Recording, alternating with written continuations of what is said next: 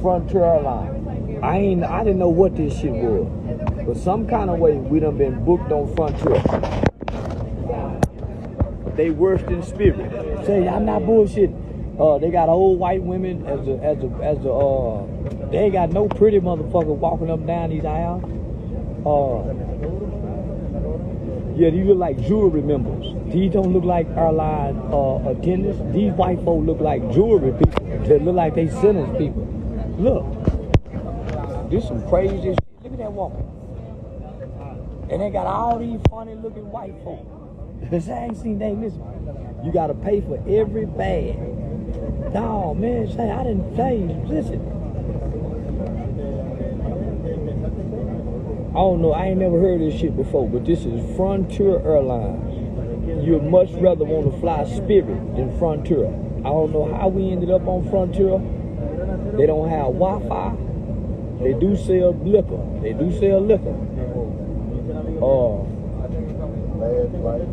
Bad flights. All the flight attendants is old Pepperwood. They ain't got now pretty motherfuckers. Yeah.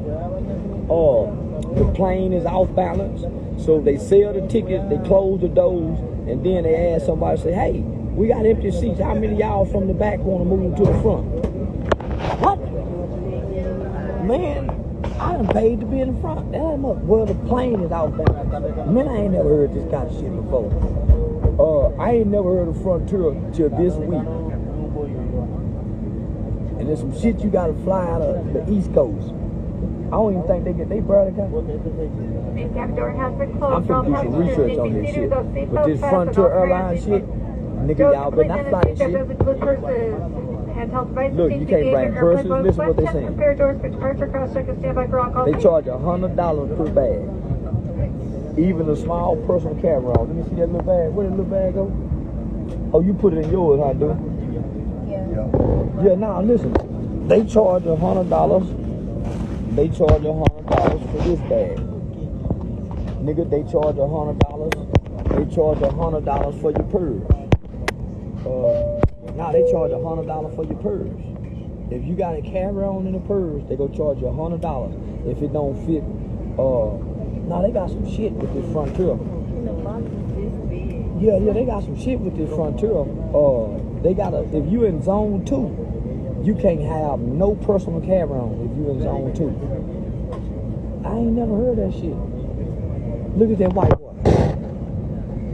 Old buzz-cut white boy walking. Man, I ain't never seen that. This is like the Klan. This the Klansman airline. This got to be. Some niggas gonna come up missing riding this airline. I promise you. See, watch, see. There's gonna be a whole bunch of black people come up missing riding this motherfucking airline. They gonna take niggas. They ain't got no. I'm telling you, watch and see.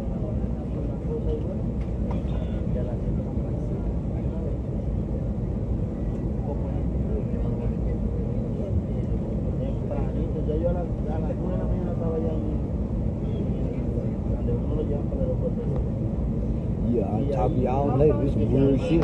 Come down here and kick ass. Guess what happened? Bang. Got his ass spunked. Who else? Lil Reese come down here.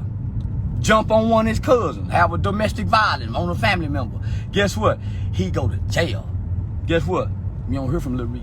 You don't hear Lil Reese coming out bragging, talking about what he was doing. In this you don't hear him saying nothing about his experience in jail. Guess what I heard about him? He was getting handled. Yeah, that's what I heard. That's why you don't hear him talking. He wasn't sending out no videos saying, hey, this Lil Reese whoop the woo woo on for them. He didn't do none of that. He was quiet. We didn't hear shit from Lil Reese while he was in jail. So all I'm saying in Chicago, these three little boys from O Block, just know they was online making threats to a gang expert and scared me.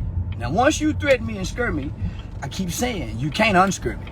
Once you scare me, I'm scared forever. And you can't call and say, hey, I was just playing, man, I'm scared. You can't unscare me. I'm not lying.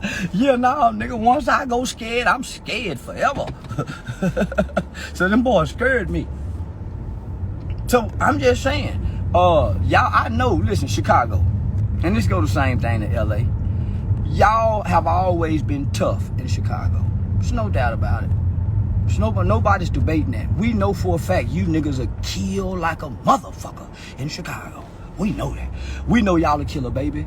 Y'all will jump on an old woman and beat her up in Chicago. But I've noticed when y'all leave Chicago, boy, y'all some of the nicest people in the world. Boy, y'all fun to be around.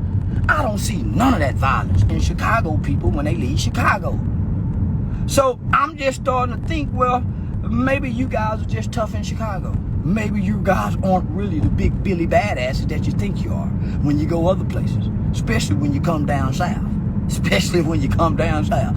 Because guess what? Down south, we play football outside, throw up tackle. No, we're real physical. We're real physical. You guys aren't so physical up there.